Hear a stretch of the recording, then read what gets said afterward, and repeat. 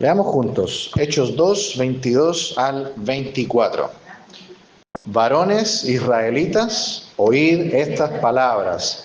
Jesús Nazareno, varón aprobado por Dios entre vosotros, con las maravillas, prodigios y señales que Dios hizo entre vosotros por medio de él, como vosotros mismos sabéis, a este entregado por el determinado consejo y anticipado conocimiento de Dios, prendisteis y matasteis por manos de inicuos, crucificándole, al cual Dios levantó, sueltos los dolores de la muerte, por cuanto era imposible que fuese retenido por él. Oremos. Padre, le alabamos en esta mañana. Gracias, Padre, que podemos abrir su palabra. Queremos, Señor, aprender de ella y sobre todo ver cómo era la iglesia al principio, ver cuál era su mensaje, cuál era su predicación, y que nosotros podamos aprender en el día de hoy, Señor, cuál es su voluntad para nosotros como iglesia en el día de hoy. ¿Para qué estamos, Señor, acá? ¿Por qué usted ha plantado esta iglesia en este lugar?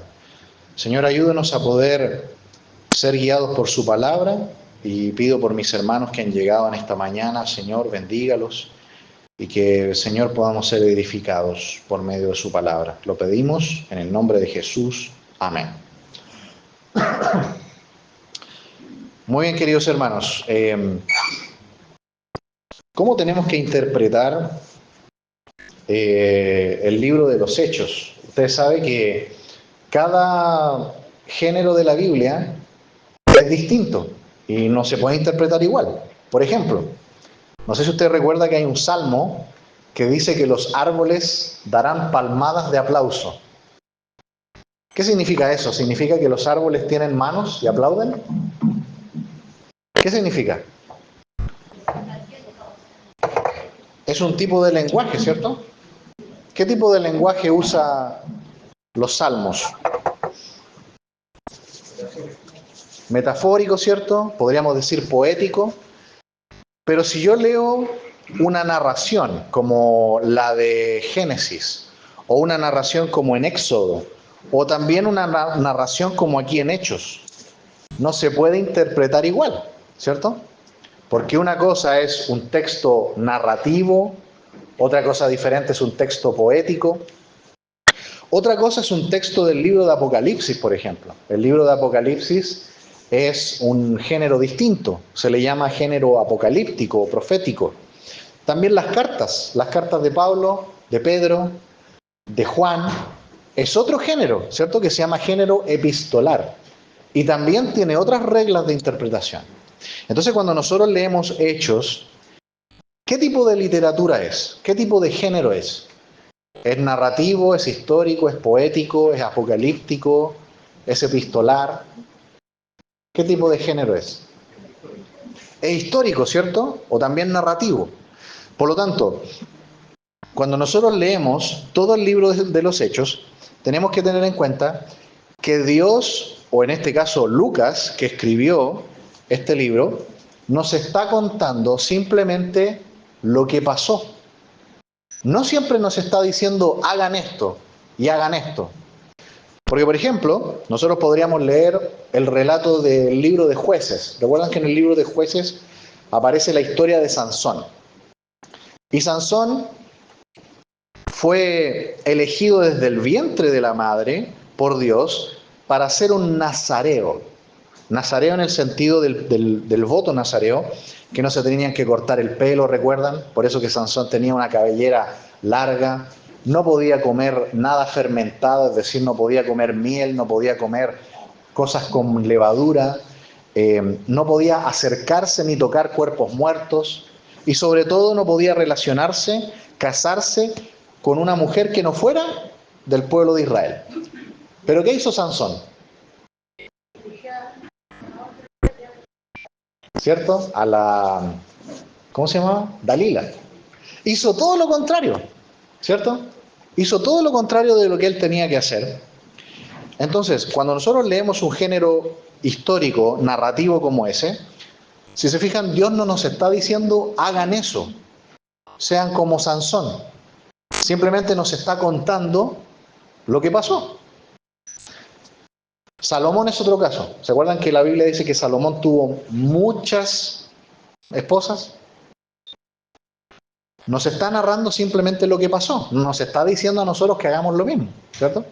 Entonces, cuando nosotros leemos historia en la Biblia, tenemos que tener en cuenta eso, que la narración que se nos está presentando, el escritor simplemente nos está contando lo que pasó.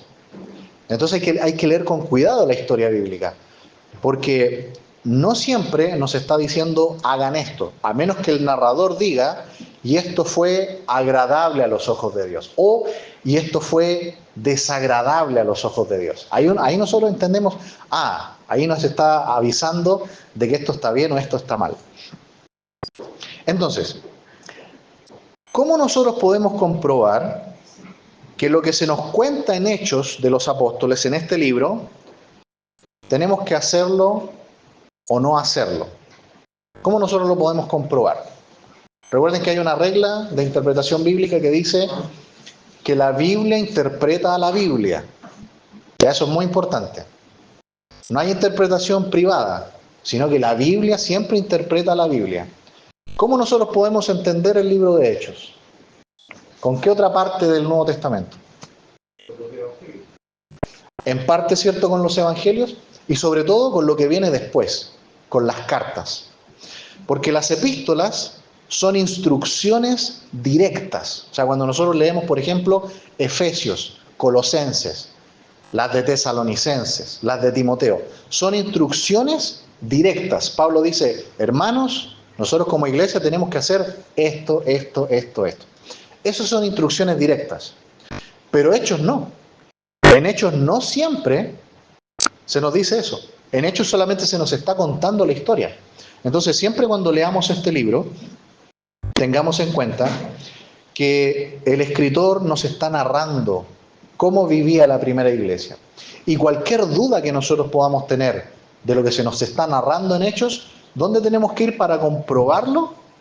A las enseñanzas de Jesús en los evangelios y también a las enseñanzas de las epístolas del Nuevo Testamento. Entonces, llegando aquí al libro de Hechos, ya hemos visto que en el primer discurso que hace el apóstol Pedro, fíjense que el discurso se centra en la persona de Jesús. Fíjense el versículo 22, dice, varones israelitas, oíd estas palabras, Jesús Nazareno. Básicamente, ¿cuál es el mensaje que tiene la iglesia? ¿Un mensaje de tipo social?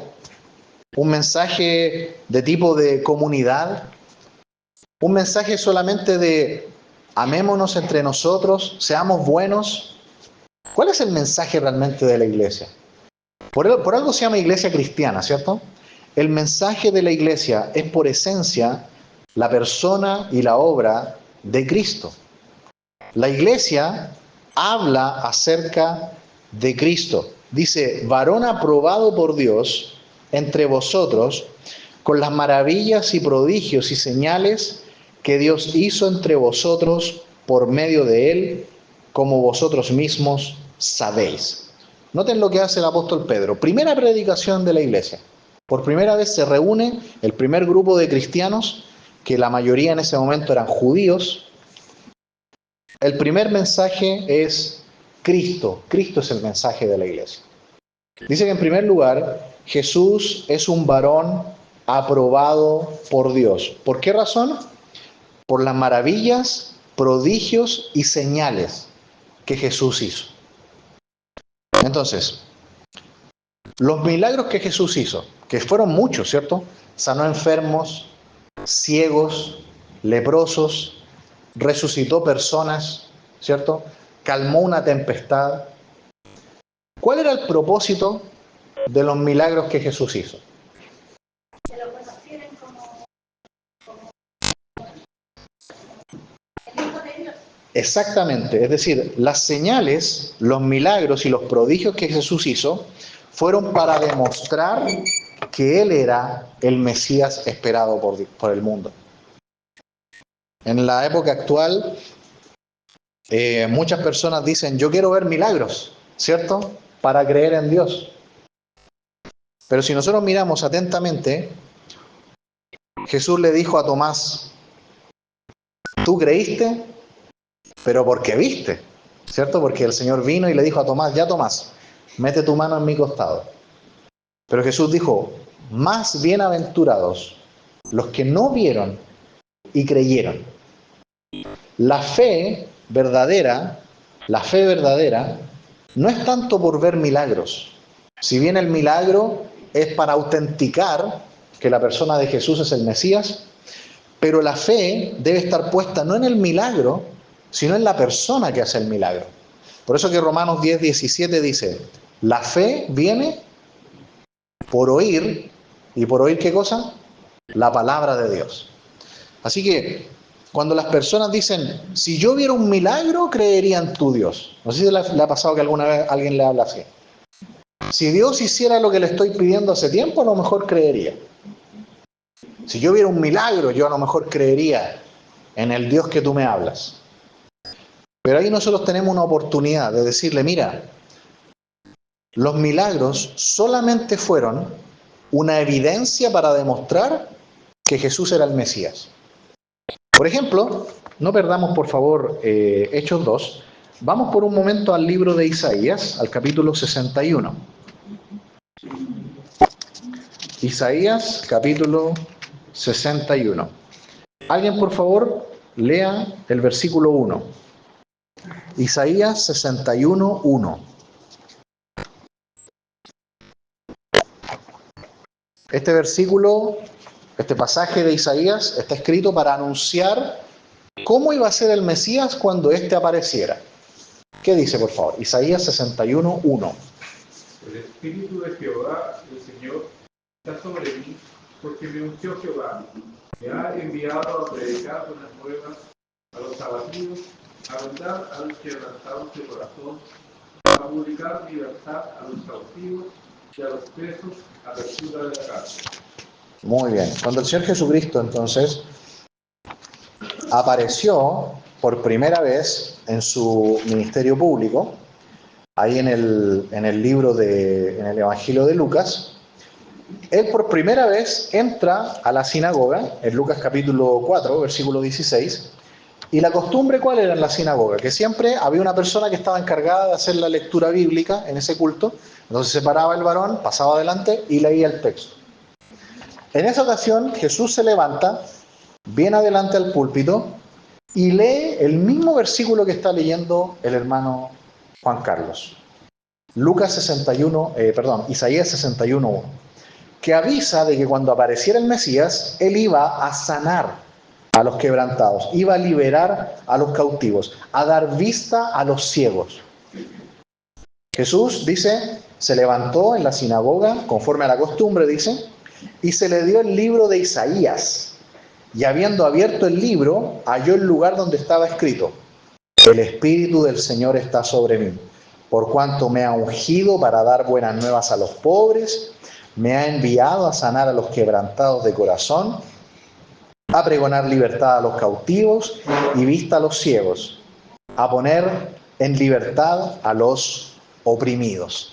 Así que, queridos hermanos, cuando nuestro Señor Jesucristo viniera al mundo, ¿cómo se iba a comprobar que Él era el Mesías? ¿Porque iba a sanar enfermos? ¿Porque iba a liberar oprimidos? ¿Porque iba a dar vista a los ciegos? Y justamente fue eso lo que Él hizo. Por eso que volviendo aquí a Hechos 2, 22, Pedro le está recordando a la gente, miren, Jesús Nazareno, Él estuvo aquí entre nosotros, ustedes lo vieron, cómo Él hizo maravillas, prodigios y señales. Pero recordemos siempre esto, queridos hermanos, los milagros, las señales, los prodigios, todo eso fueron hechos principalmente por Jesús para demostrar que Él era el Hijo de Dios. ¿Por qué estamos recalcando tanto esto? Porque hoy día, en muchos lugares, se habla de señales, de milagros. Hay muchas iglesias donde a usted le prometen que si usted va, le van a hacer un milagro. Y normalmente cuando ese milagro no se cumple, le echan la culpa a usted. Le dicen, no pasó porque usted no tuvo fe. Y no es más que nada una manipulación que hacen de la gente. Porque los milagros no son al antojo y al uso de una persona cualquiera. Los milagros fueron principalmente hechos por Jesús y por los apóstoles en esta primera etapa de la iglesia. Así que el propósito de los milagros era solamente esto, demostrar que Jesús era el Mesías, que Jesús es el Hijo de Dios. Así que Pedro los confronta con esto y les dice, ustedes saben de esto. Muchos de ustedes vieron los milagros. Pensemos solamente en esto. ¿Cuánta gente vio a Jesús resucitado? Recordemos que Jesús se levantó de los muertos y estuvo 40 días con su cuerpo transformado, resucitado. ¿Cuántas personas lo vieron?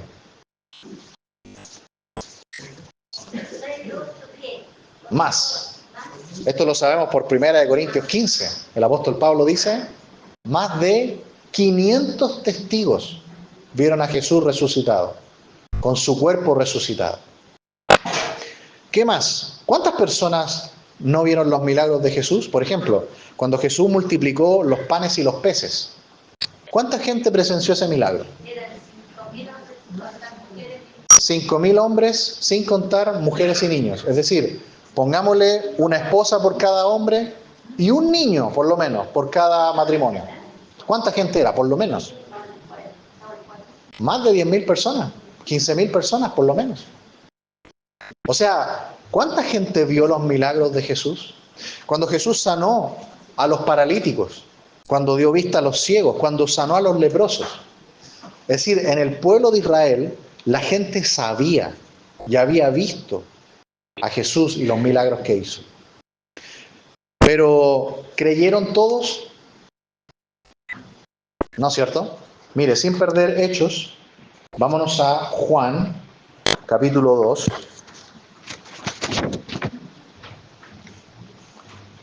Y alguien, por favor, lea Juan 2, del 22 al 25. Juan 2, 23, perdón, del 23 al 25. Juan bautiza también en honor. No, Juan 2, 23 al 25, donde dice, estando en Jerusalén. Estando en Jerusalén en la fiesta de la Pascua, muchos creyeron en su nombre, viendo las señales que hacía. Hasta el 25. Pero Jesús mismo no se fiaba de ellos, porque conocía a todos, y no tenía necesidad de que nadie le diese testimonio del hombre, pues él sabía lo que había en el hombre. Muy bien. Dice que Jesús estaba en Jerusalén y dice que muchos creyeron. ¿Lo dice o no lo dice? Sí. Dice, muchos creyeron en su nombre viendo ¿qué cosa? Viendo las señales que hacía. Las señales que hacía. Es decir, la gente veía y creían. Pero ¿qué dice después en el versículo 24? Pero Jesús mismo no se fiaba de ellos porque conocía a todos. Y no tenía necesidad de que nadie le diese testimonio del hombre, pues él sabía lo que había en el hombre. Sin perder ese pasaje, avancemos ahora al capítulo 6 de Juan. Y alguien, por favor, lea versículo 66. Juan 6, 66. Luego de que Jesús hizo muchos milagros, luego de que la gente vino en multitudes a Jesús, entusiasmados por los milagros que Jesús hacía, pero cuando Jesús les dice, muy bien, ahora tienen que seguirme, tienen que ser mis discípulos, y estas son las reglas, este es el discipulado. ¿Cómo reaccionó la gente? ¿Qué dice? Juan 6, 66.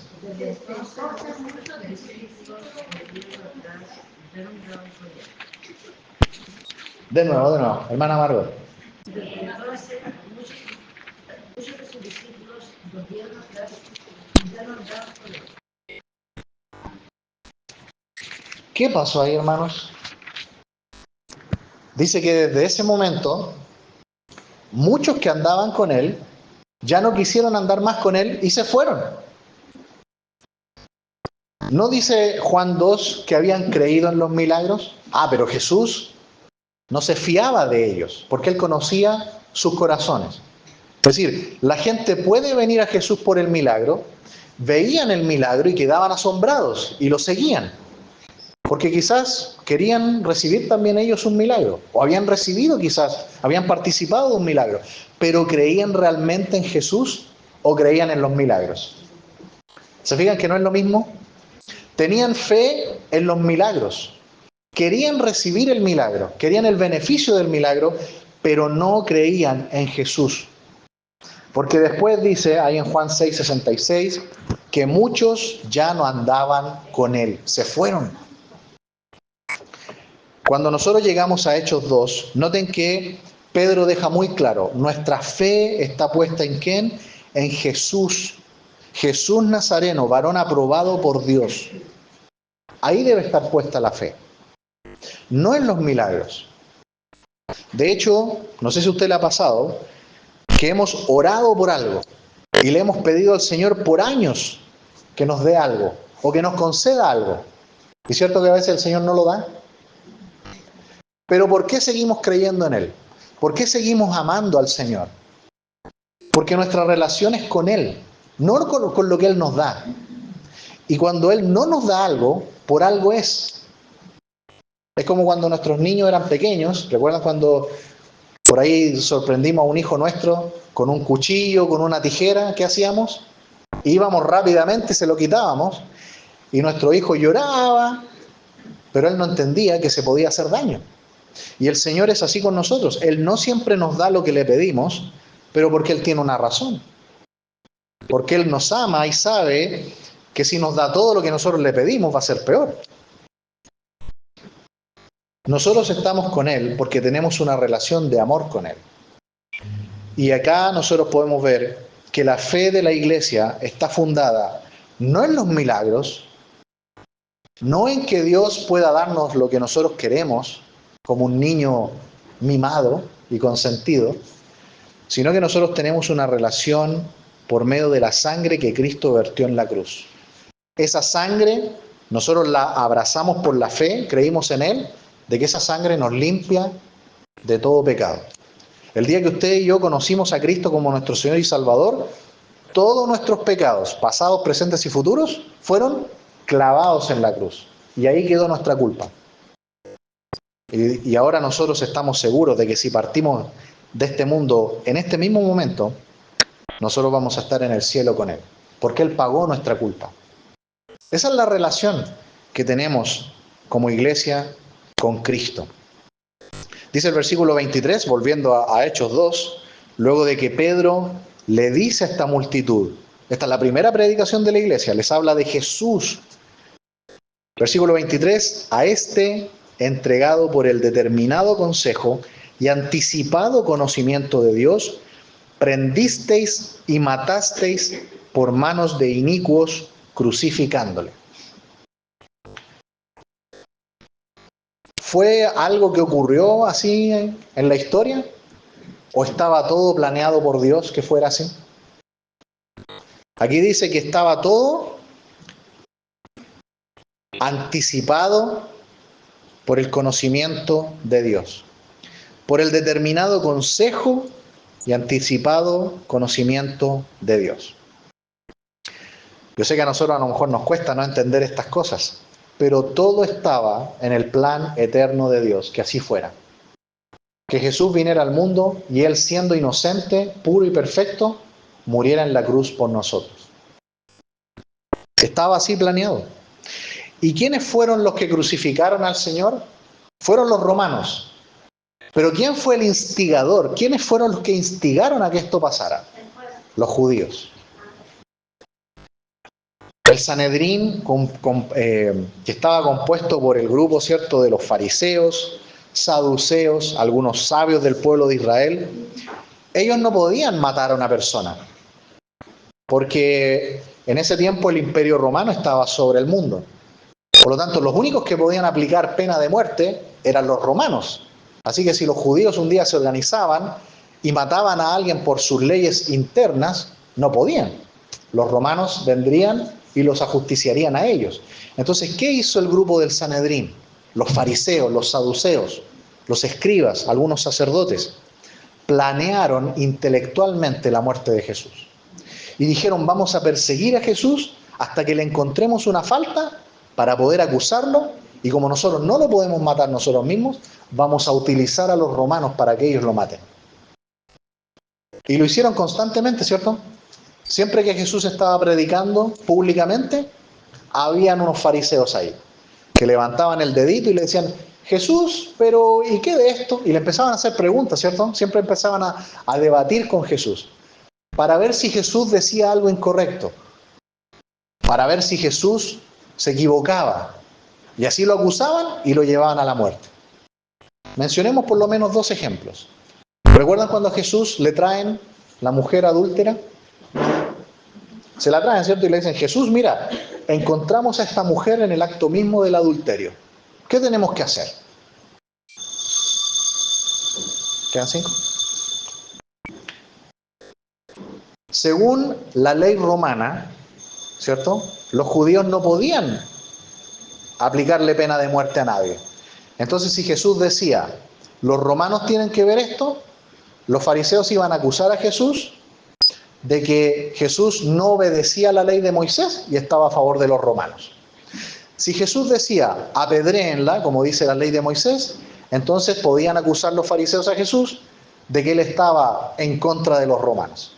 ¿Se fijan los fariseos cómo eran de pillos, ¿cierto? Querían atrapar a Jesús y acusarlo. ¿Cuál fue la respuesta de Jesús?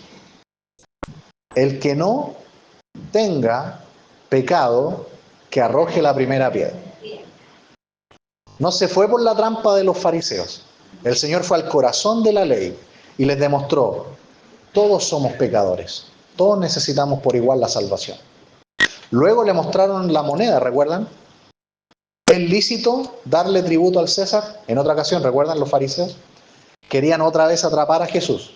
Porque si Jesús decía, no hay que darle impuestos a Roma, los fariseos, ¿qué iban a hacer? Lo iban a ir a acusar de que Jesús estaba instigando al pueblo de no pagar impuestos. Entonces lo iban a matar. Si Jesús decía, no lo hagan y denlo nomás para el templo, él podría acusarlos también de otra manera. ¿Cuál fue la respuesta de Jesús nuevamente? Jesús dijo, tráiganme una moneda. Y mostró la moneda. ¿Y qué dijo? ¿De quién es la cara que aparece en la moneda? Y todos dijeron, del César romano. Y Jesús dijo, entonces, dad al César lo que es del César y a Dios lo que es de Dios. Siempre Jesús dando una respuesta extraordinaria, ¿cierto?, a todas las pillerías de los fariseos. Bueno, los fariseos finalmente lograron acusar a Jesús, ¿cierto? Y lograron atraparlo. ¿Por qué? Porque le preguntaron, ¿eres el rey de los judíos? ¿Y qué dijo Jesús? Lo soy.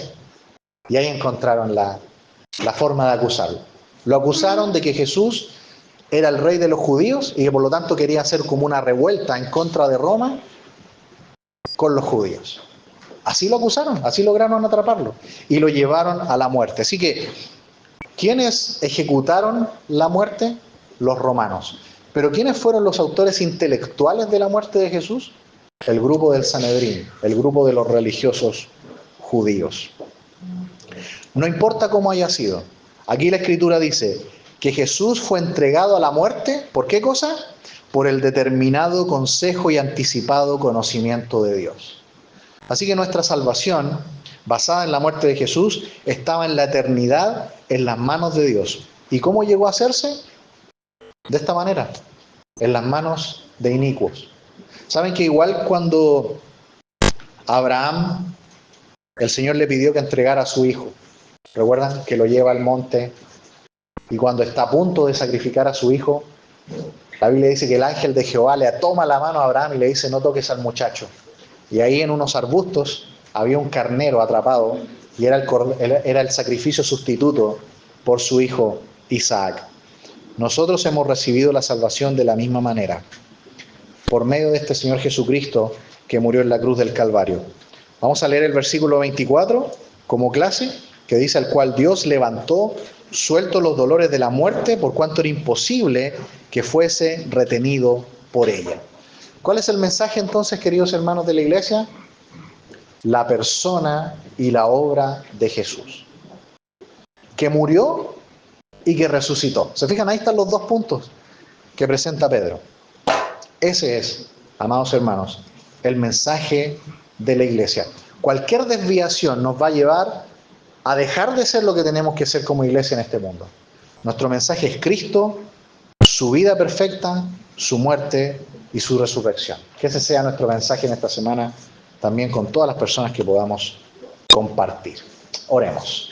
Padre, gracias por su palabra en esta mañana y gracias que nos recuerda que el mensaje de salvación, el mensaje de Cristo, la persona y la obra de Cristo, es el mensaje único y exclusivo de la iglesia. No hay salvación fuera de Cristo. Es exclusivo. No todos los caminos le llevan a usted, Padre. Jesús dijo: solamente yo soy el camino. Señor, ayúdenos en esta semana a compartir de esta salvación tan grande, de nuestro Señor Jesucristo. Gracias por este tiempo y por todas las clases aquí en la Escuela Dominical. Lo agradecemos en el nombre de Jesús. Amén.